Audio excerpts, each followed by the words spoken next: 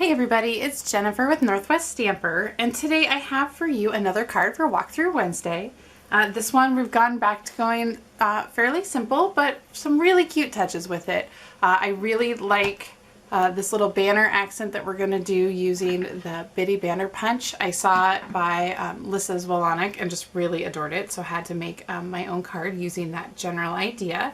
We're also going to be using this Amazing Lovely Amazing You stamp set. If you don't recognize it and you're wondering where the heck this came from, this has actually been around for a while. It's not in your annual catalog. It's instead one that Stampin' Up! Put out as kind of a one-off when they were doing those Tuesday photopolymer stamp set releases once a month.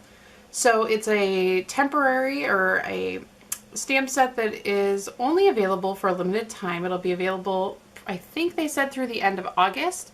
And then it's sort of, if there's anything left, it's while supplies last. So if you like it, because I absolutely love the font and the sentiments, and this feather has just been totally my friend recently, that you might consider picking it up before it goes away.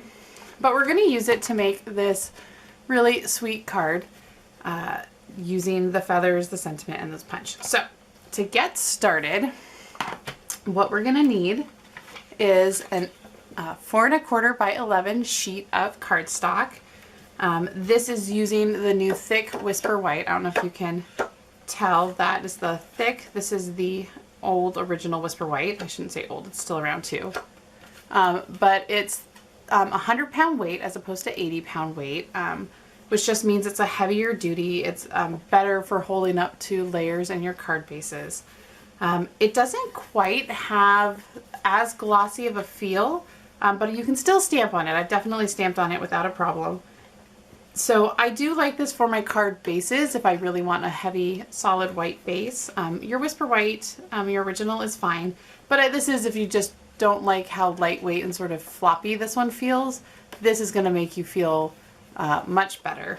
And then I still prefer the original 80-pound weight Whisper White for stamping on. I just think with the semi-gloss, it feels a little more luxurious when you're stamping, and it makes me happier. So anyway, back to the card. 4 1/4 by 11.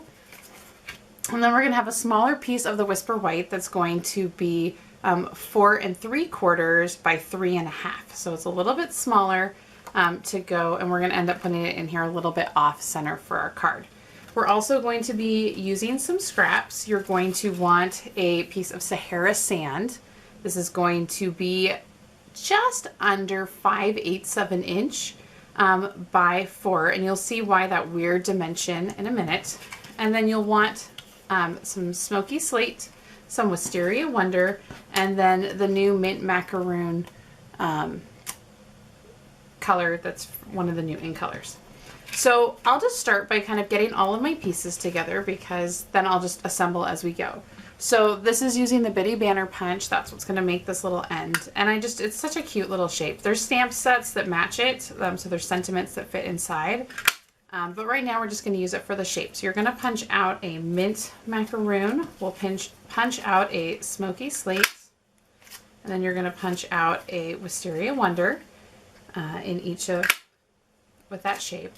And then this is why this is that weird 5/8 inches long, because what you can do is you should be able to, and this is why I say just under, because if you do exactly 5/8, it gets a little bit hung up. But you're just going to tuck it in here so you can see it's coming out the top, coming into the side. So just tuck it in there and trim off the ends so that you can get your little banner tip point. Now, I was going quickly and did not pay enough attention to what I was doing, so if it's just a little bit imperfect, that's okay. Just do a little trim. No one will know the difference. If you don't tell, I won't tell. Okay, so we have our pieces, and I will go ahead and do your stamping on this first, and then we'll start gluing these together. So we'll set those aside for just a brief second. And then we will go to our Lovely Amazing You stamp set. We're going to get our feather, and we're going to use the Sahara Sand ink. And all we're going to do is just sort of randomly stamp some falling leaves on here, or feathers. And I kind of stuck to my upper left and kind of went down to the lower right. So I just sort of had one on here, solid strength, Do another maybe down here. And then maybe add another one here in the middle. Letting them go in all kinds of fun directions. And then I wanted to add a few that were a little bit lighter so that it kind of just gave it a little extra dimension. So to do that, ink it up and stamp it off completely first before stamping on here. What you will run into if you did a partial stamp and then you stamped it again is the part that was off the edge when you did it full strength will now be full strength when you stamp, and it just doesn't turn out looking very nice. So make sure that you fully stamp off, which I don't know, did I just do that? There we go. Stamp off and then stamp on here. So I just add a few to fill it up. This is why we all have our scrap paper. And in fact, that doesn't look like that's stamped off very well. So there, and maybe another one over here. So I'm just trying to get a few different colors in here just to give me a little bit of filler to my background. So once you're done with that, you can set aside your stamp. Now what I did is I started with my long piece, my 4-inch long, grab a little bit of adhesive and glue this one down first. So sort of pick your spot, glue it down so that it's straight across. And then I went on the back side and I ran more tape runner all the way along here.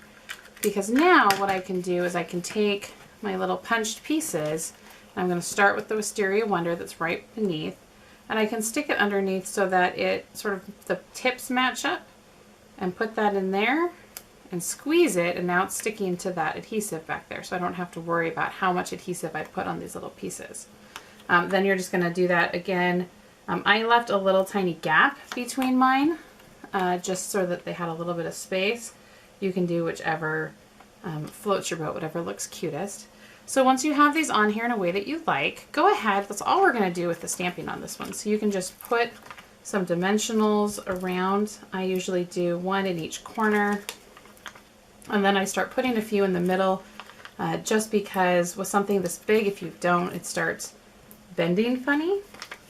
And then the last thing I like to do whenever I'm gluing things down is I'll take my dimensionals, maybe I'll cut it in half, and then I stick it down so that it's overlapping where I put these, glue down these little pieces. That just gives me a little extra security that I know that it will help hold those pieces in place and they won't want to flop off on me. So take your card base and we're just going to put this down in kind of the upper left corner so that there's even spacing roughly on the left and on the top. So just glue that puppy down. Then we're going to take some more scrap wisteria. We'll cut out a 2-inch circle. And then we will take another piece of scrap white. And then I took the Lovely Amazing You sentiment and then ink it up with the black ink. I normally would use my Memento black, but it has gotten buried in the craft room, so we're going to my old Stampin' Up! Basic black. If you are been looking and you're wondering where, this is the 1 3/4 inch punch, by the way.